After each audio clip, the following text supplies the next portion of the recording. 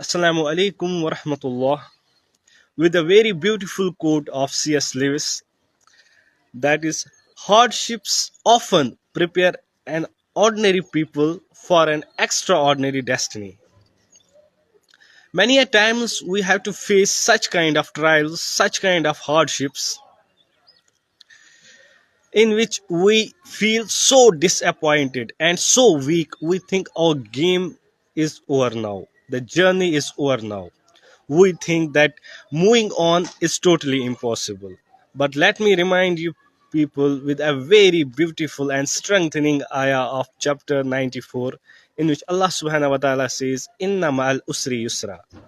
Indeed, with every hardship there is an ease.